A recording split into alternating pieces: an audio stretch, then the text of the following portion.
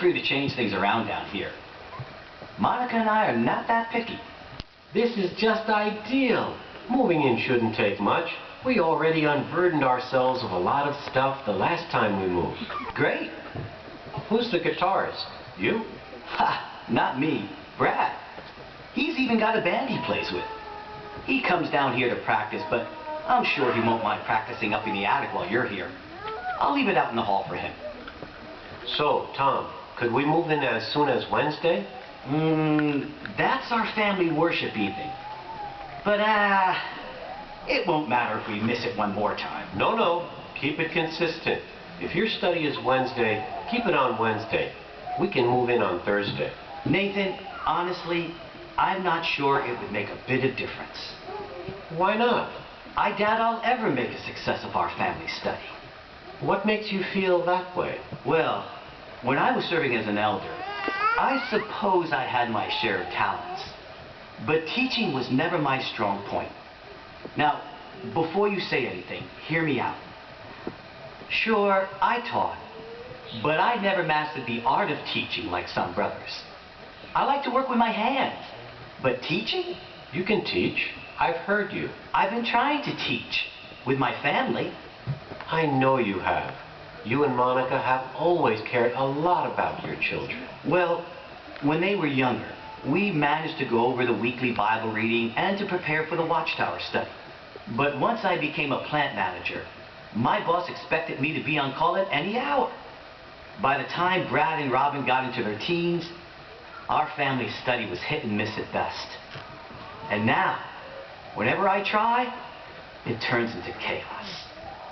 Are those the only reasons you're finding it hard? What else could it be? Monica thinks we should have been tougher on the kids. What did you and Sarah do, Nathan? Your kids both turned out well. It's true that some children need a little more discipline than others. But we found that it's still patience, love, and practical concern that bring a family together. Like anyone else, children can't be coerced into being true Christians. But how am I going to reach my kids at this point? The older ones just brush off everything I tell them. It makes me feel like throwing in the towel. Tom, first of all, you must not give up on them. They would sense that, and they might give up on themselves. It's taken time for them to get into that condition, and it will take time for them to get out. I can understand that all right. Remember that family worship is about helping your family members to draw closer to Jehovah. And that involves a lot more than just having a family study. It does? So what does it involve then? Family worship involves our entire family life, including family study. You know what Jehovah told the nation of Israel. It's recorded at Deuteronomy 6:6. These words must prove to be on your heart. So a regular family worship evening is important, for sure. It provides a steady, reliable stream of the spiritual words we all need to absorb. To get those words into our children's hearts, we as parents need to show the children that we are working to get those words into our own hearts. That makes sense too. And you know the next verse. You must inculcate them in your son and speak of them when you sit in your house and when you walk on the road and when you lie down and when you get up. I remember how hard Sarah and I worked to put that counsel into practice. Inculcate Jehovah's words. Yeah. Well, I've always tried to impress God's words on my kids. Whenever I can get them to crack open a book. But think about when we're supposed to do this. For instance, when you sit in your house. That sounds a lot like a family worship evening. Definitely. But what about other times? Sarah and I feel that having at least one meal at home as a family every day, uninterrupted by TV or other distractions, is something that kept our family close. Sometimes I brought up spiritual topics, but most of the time we just talked. It's amazing what you can learn about your kids when they feel free to express themselves, even when what they say shocks you. What comes out of my kids' mouths makes me angry. There were times when I had to pray not to blow my top too.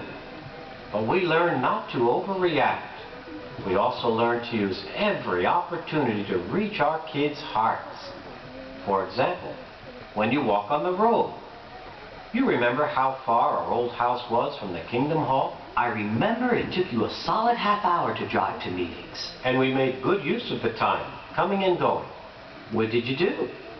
We talked with the children, not only about the meetings, but about how the brothers and sisters were doing. They knew about various situations in their friends' lives, and that way they got to hear an adult viewpoint on them. What about when you lie down? Oh yes, then too. When our kids were younger, right after they went to bed, we'd sit next to them and talk with them about their day. Jehovah was always in the picture, and his words just naturally came into our conversations.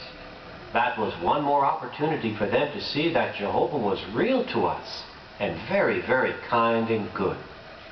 Then we'd pray with them and kiss them goodnight. It may be a little late for me to start doing that.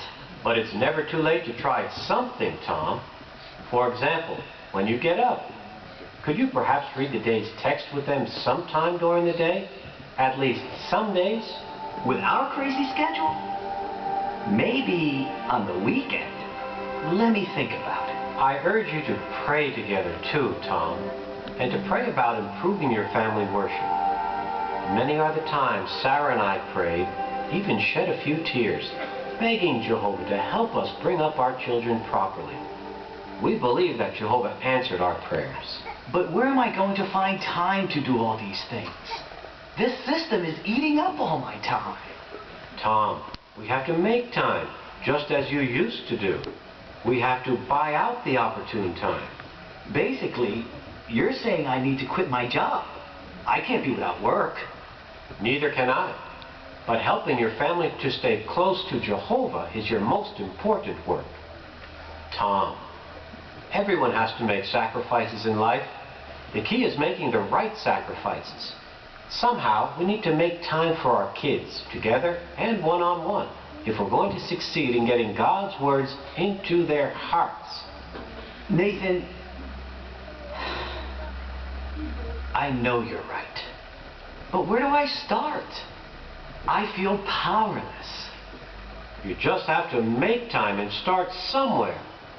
One of the best places to start is with your teenagers' personal concerns. Truthfully, I haven't got a clue about what goes on in their lives. Find out. Ask them. Then you can work that into your family worship. And don't give up. It can take a few weeks of extra effort before having a regular family worship evening becomes a good habit. If you want, Sarah and I can even join you occasionally.